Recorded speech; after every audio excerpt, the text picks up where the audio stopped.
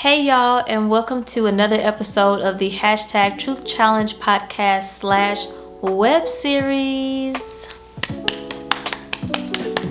Now, I'm clapping and I'm smiling, but today's topic is a little heavy. We are going to be discussing friendship breakups, and this is probably going to turn into a little bit of a story time for me, okay? But nonetheless, we're here, okay? And we are all about growing, okay? Accepting our flaws, accepting those hurtful, traumatizing things in our lives, and moving on from it, okay? And being bigger and better people just for our future and just the people around us and just great things, okay? Is y'all here for the journey? Because I'm here for the journey. I don't know why you here, but I know why I'm here. Period. I'm going to be telling a story time. But I'm also going to be reading something from this website called, wait for it, She 3.0 Women Empowerment. And this is based on how you can recover and heal from a friendship breakup, right? Because it's going to be a story time, but also it's going to be better for us, okay? Period.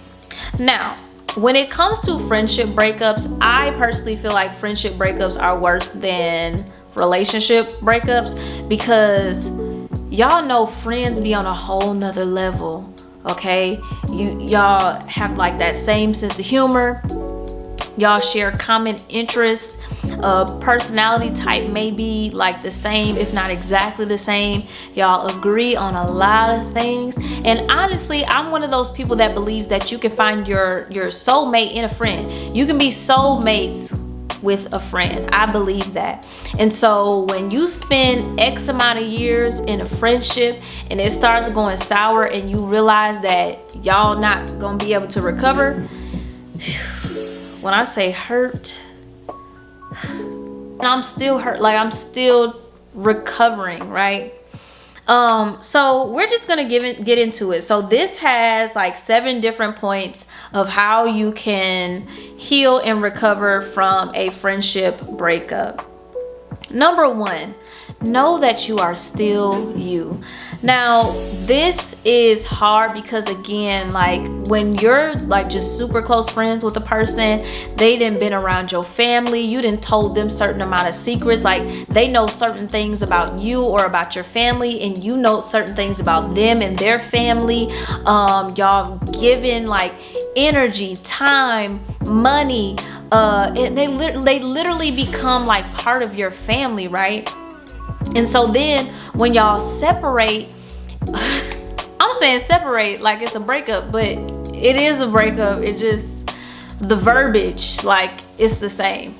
Anyways, when y'all finally separate, part ways, break up, whatever you want to say, it's hard because you have meshed so many parts and aspects of your lives with each other, right?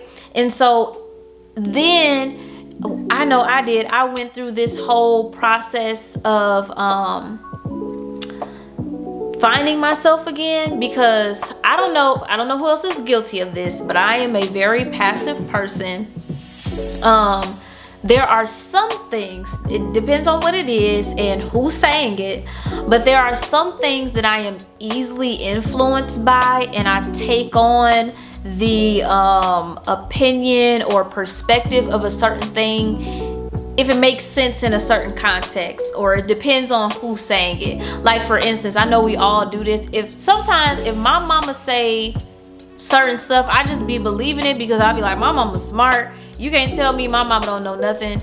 My mama be knowing. Do you hear me? And then it be stuff where I be like, girl, nah, you know that ain't make no sense, right? So I feel like, well, just me, I'm not gonna say everybody, but I have that thing where I just kind of like easily adopt other things. Like I don't be this is bad, but like I don't be fact checking. I like it be like, oh, I trust you, I love you, okay, you said that, then okay, like I believe you. I don't believe that you would lie to me. I don't believe that you would do anything to harm me or to mislead me, so I believe you.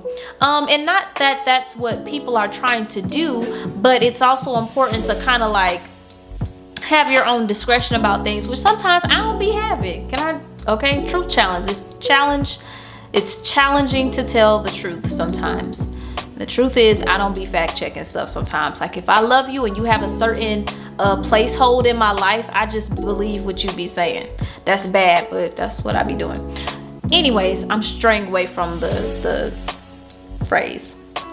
There was a journey that I had to go through to again find myself again, because I had taken on so many different viewpoints and ideologies and mindsets and opinions that just were not me.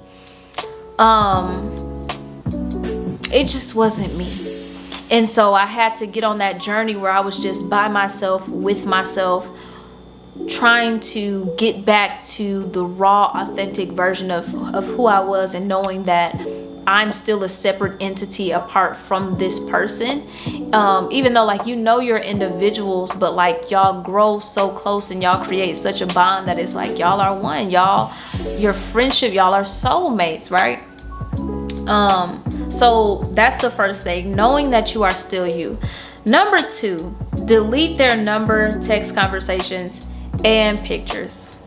Sis, this be hard, okay? For me, it was very hard, and I really didn't want it to come to that point, and it still really hasn't come to that point. I haven't deleted her number, but I have blocked her number. So this is what had happened. When everything kind of started to fall apart, and we were arguing. It's a very heated conversation, discussion about why I was saying certain things or thinking a certain way. I had expressed that I was very tired. We met, let me back up. We met in church, and during that time, it was just a whole lot going on, and I was just very tired. I was very tired of church. I was not being fed spiritually, and I had to really come to the realization of that first, because I didn't believe that at first. I was like, no, like all the things church people tell you to do, like just keep coming to church, like just keep going, just keep serving, but that be the bull crap that burns you out. You be tired, you be like, bruh, I need a break. I be in here all day, every day. I'm tired of looking at y'all. I'm tired of doing this. Like this is not like I'm serving, but I'm empty, and I can't serve when I'm empty. And I was expressing just how tired I was, and I just really needed some self-care, and I just needed some time to myself. Like I had went home for my mom's retirement party, and that was like a time off. And when I got back, I was like, bro, like, no, I'm still tired. Like, I don't want to go back yet. Like, I'm still really, like, emotionally, spiritually, mentally, I was very exhausted, and I still needed time. And she just didn't understand that I needed this time, that I needed to take care of myself mentally and emotionally. And at that point, church was the problem, and I didn't want to admit that for so long, because I just believed in it so much. But it was not a healthy environment. It was very manipulative, just very, it was a lot of things. So I was expressing my concerns about like just being burned out, and she just did not understand. Like when I got back home from Flint, she was like, that was your break, you need to be back now. And I was just like, no. Which is something I did not say often, or hardly ever did I say no to church or church functions or people of church, what congregation, I don't know, church activities. I very rarely said no. So me saying no probably was like a foreign word when it came to church. And so we got into it back and forth about church, and I needed, where are you? You need to be at Bible study or a church. We need you to pray before service. We have an intercessory prayer. You need to be there. I want you to pray. It's like, I'm tired. I don't know how many times I have to tell you niggas this, but I'm burnt out. Like, I was tired. So we got into it about that, and among other things. And I had to admit my fault of just how passive I am, and not saying when things bothered me, things specifically about her or about church, not expressing just my concerns, not being clear on my boundaries, and not being stern about like what I wanted, what I needed, what I wanted to do, and specifically what I did not want to do, or how I did not want to be treated, or how I did not want to be talked to. So when I did start saying that I didn't like certain things, it was very appalling. Here's the thing, y'all, and I can't be the only one. Don't be passive. Okay, do not be passive about what you need out of a friendship. Don't be passive about your boundaries. Don't be passive about what you're okay with and what you're not okay with, because what's gonna happen is you're gonna pin that up. It's gonna be repressed and suppressed emotions and hurt, and you're not saying anything, and the person has no idea that you're hurting or that you're bothered or that you're upset. And then one thing triggers it, and then boom, emotional vomit is just coming out of you, and they're overwhelmed, and then they're defensive because they like, who are you talking to? Like, what are you saying? And you're trying your best to like explain how you're feeling. And also, mind you, like, we were speaking over text. So I don't think anything was being taken as it should have been, because you can read a text 1,000 different ways and be totally wrong about every way that you took whatever was being said. And I was trying my best to say things like as like neutral, and even then it's like, why am I trying so hard to be like neutral about stuff? Like, just say what you want to say, because obviously she's saying what she wants to say. But then again, like, I still had the things like, I don't want to say certain things because I don't like conflict. I don't want to hurt your feelings. And I also have this complex where I don't say certain things because I don't want your feelings hurt, because you're realizing that you're hurting my feelings. It's just weird. It's just this whole thing. So we went back and forth. We could not come to an understanding. I gave it a few days to cool off. And I was being so misunderstood the entire conversation that I was so frustrated, because I was trying my best to explain how I was feeling and what I was going through, and I was just not being understood, and I take full responsibility for that. But there were some things being said in that conversation that were so hurtful and just so like just off for me. Delete the conversation, right? It does us no good to go back looking at what a person said, going through the emotions all over again. Like, I just couldn't do it. So that night or the next day, I deleted the whole thread, the whole conversation, like, done with, right? So I reached out at some point, and I was just like, okay, let's talk. Like, when do you have time to talk? She didn't want to talk. Then she reached out a few months later to apologize. I mentioned again, like, to talk, did not want to talk. And so I came to the understanding that there was going to be no closure for me on my end. I came to the realization that, and it didn't even necessarily have to be an apology, because she did apologize, but it was so, can I be honest, it was so half-assed that I was like, you could have kept that. Because at that point, I was doing the work that I needed to do mentally, spiritually, emotionally. Like, I was going to therapy and everything, because I was so connected to these people, and it was so hurtful to have to remove myself from it, but it was doing more harm than good. I promise you that. So I was doing what I needed to do to heal for myself. And again, I reached out those couple of times, or mentioned it that second time about talking. She did not want to talk about anything. So I came to that understanding that, okay, we're just never gonna talk again. That's gonna be it. And so let me move on with my healing process. So from that point on, and this brings me to the third point, unfollow that person on social media. I unfollowed on, I didn't even unfollow. I deleted my Facebook because I was getting messages from family members and just church members, and just, I was like, bruh, leave me alone. Like, I'm literally trying to heal. I'm trying to get better, and y'all are not helping. Like, y'all are a part of the problem. And even then, I was so passive, like, I couldn't even say that because I don't want to hurt someone else's feelings so that they know that they hurt my feelings. Like, again, strange stuff. Like, y'all, please don't do that, because it gets you nowhere.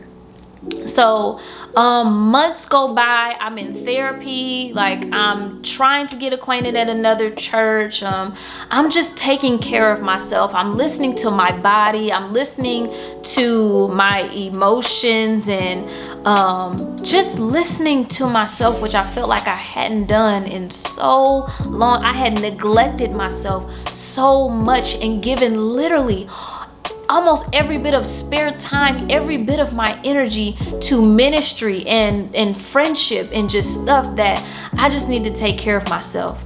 And so months later, I got a text from her wanting to talk, because she was then bothered and she felt like she needed closure to whatever it was that we had going on. And I said, no, I don't want to talk, because I'm already doing basically it's too late. I asked you to talk, you didn't want to talk. Asked you twice, did you want to talk? You didn't want to talk. It's literally like it's 6, 7, maybe 8 months later, and you're asking to talk. And at this point, the way that you have talked to me up until this point, and have blown me off and ignored me and disregarded who I am as if I was literally nothing, I did what I needed to do to move on, and you should surely do the same. So I said I did not want to talk. She insisted 2, 3, maybe even 4 times to talk. I let her know kindly, please respect my boundaries. Like, I'm telling you that I don't want to talk. And she dismissed that. I'm not disrespecting your boundaries. Disrespecting your boundaries would be coming to your house. And I'm just being persistent in asking you. And I'm like, that's right now, my boundary is don't ask me that, right? So even then, that further confirmed to me that this was not going to work, because you're still not respecting what I'm saying. Like, I'm saying no. So then at that point, I had to block her number, because even at the end of the conversation, I deleted it. I don't remember exact words, but it alluded to, this is not going to be my last time asking you. Even though I've already asked you 3 and 4, 5 times, I'm still gonna keep asking. And even in the asking, at that point, once she was over whatever it was, and now it was at the point where it was bothering her, it was like, how selfish is that? Because when I was bothered and I wanted to talk, you didn't want to talk. And you're expecting me to just jump when you ask, because now you're bothered and now you're having issues with how things ended. And that's not my fault. And I have the right to say no. So that's what I did. And I blocked her number. Maybe a week or 2 later, I received a letter in the mail from her, basically stating how she didn't understand where I was coming from with self-care, why I was saying that, why I didn't want to be a part of the ministry, where was I gonna go as far as like church, and the things in our friendship towards the end that she did intentionally to hurt me. And as I was reading it, that was the most hurtful thing, because it was like, you know, my soft spots, and you know the things that hurt me and that are still tender and that I'm still trying to heal from. from, but yet you intentionally went there with further intention to hurt me. And I could not respect that, regardless of if she was trying to amend things or apologize or whatever. It was like, you don't care. You don't care. And I would really be foolish to try to continue this friendship or even hear you out when I'm reading that all of these things you did to me on purpose as like punishment for not seeing things or doing things your way. And I just could not get with it. Like, I'm sad right now and I feel like I want to cry right now because it was so hurtful. Like, somebody that you love and that you care about and you've shared so many things with and you've created such a bond and had such a great friendship with, and you hear them say, I did that on purpose. And that's not the first time where she has done things, and I don't want to sound dramatic, but it is what it is, like emotionally abused me and the people around her because of something that she's upset about. And before, it was just like, okay, we all have our flaws, right? And you don't just up and leave a friendship because, you know, somebody is working through their issues. But it was just like this reoccurring thing where it was like, bruh, I'm tired of being beat up. And that letter was the last straw for me. So I shredded the letter. Moving on to point number 4. Let mutual friends know. We didn't have any mutual friends because it was just us. I was her only friend and she was my only friend. So I didn't have any mutual friends, but I did have other friends that I told, Jasmine and Tasha. They were so there for me in that moment. And I recited the story to them and I asked them, like, does this make sense? Or whatever text conversations that we did have. And this is when everything first initially happened, like before I deleted text messages and stuff. I would ask them, like, okay, well, when I said this, like, how would that come off to you? Or when she said this, like, do you really think she meant it like this? Or do you think she meant this? Or am I taking it the wrong way? Or what do you think that means? Like, because I wanted to make sure I was doing the right thing, even though everything in the world was pointing to that this is it. Like, this is no more. Like, you need to get out. Like, we don't need no more toxic anything. Like, we got enough going on by ourselves, and this person is not helping you heal. So I did let them know.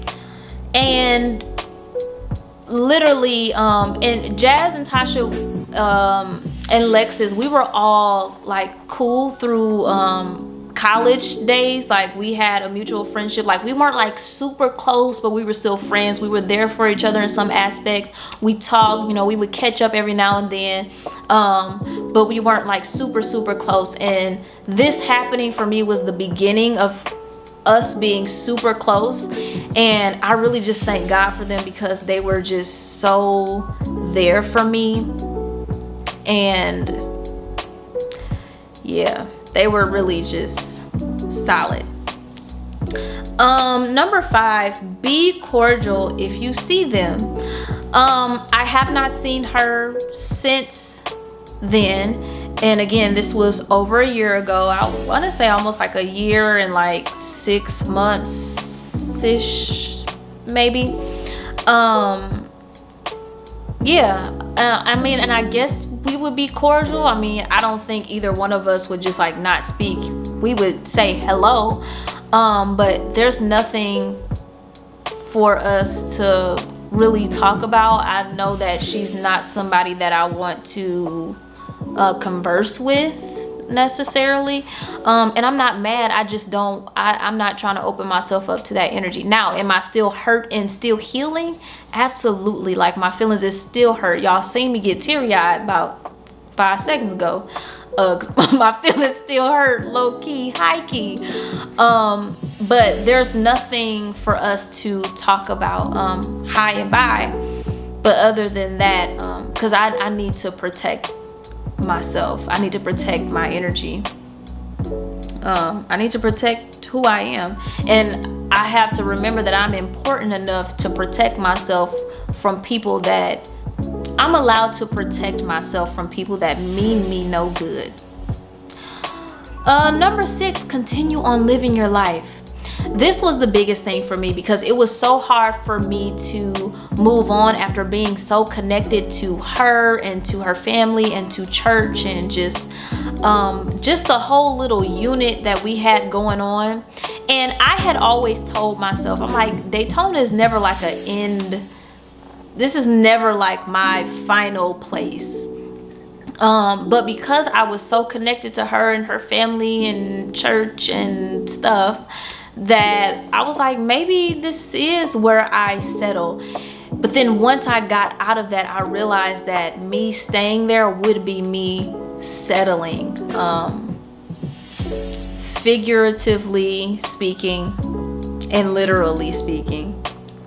And so but I wasn't really thinking about that at first, honestly. Like, not for another like a few months down the line, I was like, you know what, Daytona, our little good run has come to an end.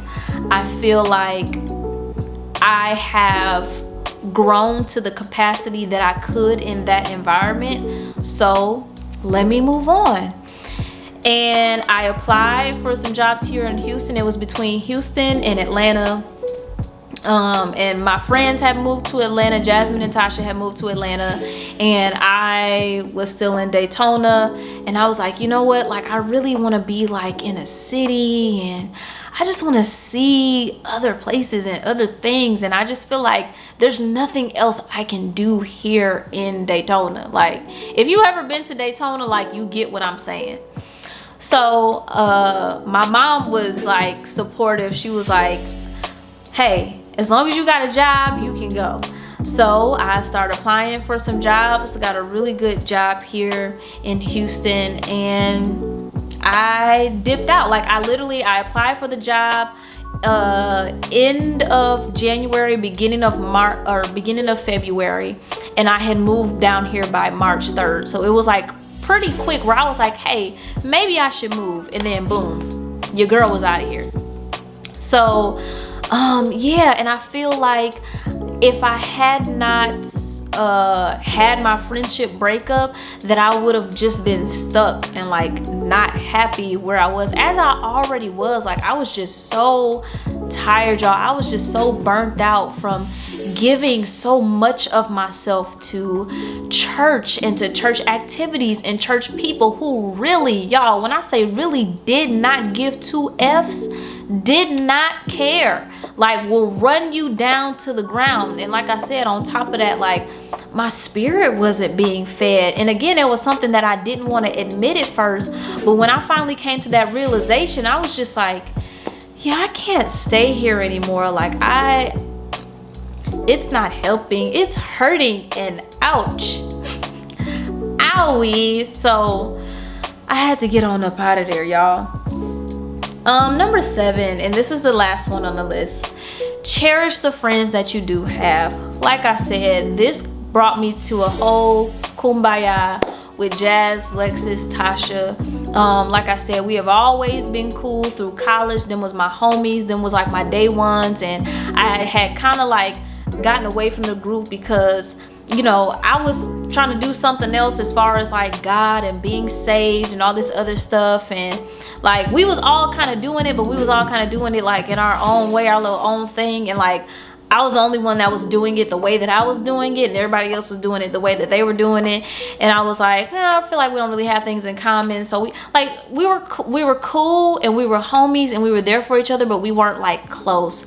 And I feel like this was the beginning of something that brought us closer, and I am so thankful. But yeah, just major shout out to my friends that I have now. I'm super grateful for them. I'm so grateful for the experience that I had. Literally, everything that I experienced, and if you listen to my 2019 is trash episode where I had another story time,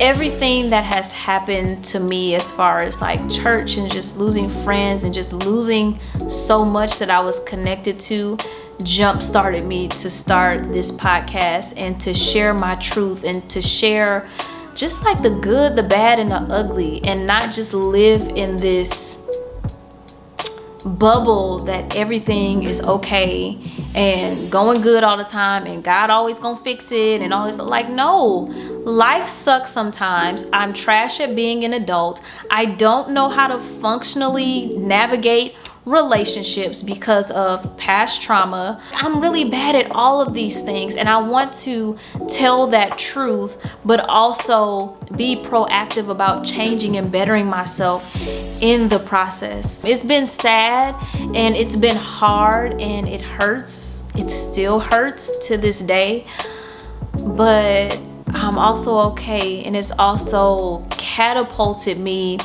into a dimension of myself that I didn't know existed, a mindset that I didn't know I could get to, and a self-love that I didn't know I could feel. It's just been a great thing, y'all, and I feel good. I'm happy with who I've become since then. Like, I've literally evolved, and parts of me have died, and it's been hard to let go because you're grieving certain parts of yourself that no longer serve you, and then you're having to throw away old concepts and ideals and understandings about the world and adopt new things so that you can continue to elevate and be the best you that you can possibly be. And for that, I'm grateful. Now listen, I know this was a heavy episode, okay, because I got a little bit emotional, but I thank y'all so much for listening to my podcast. If you have followed me on my IG page or on my what's that thing called, YouTube, I appreciate y'all. I appreciate you, okay? Y'all keep listening, keep liking, keep sharing, subscribe, rate my podcast. Just send all the loves, okay? Your girl needs the love. I need all of it, okay? So yeah, subscribe to my podcast, hashtag Truth Challenge on Apple Podcasts, Google Play, on Spotify.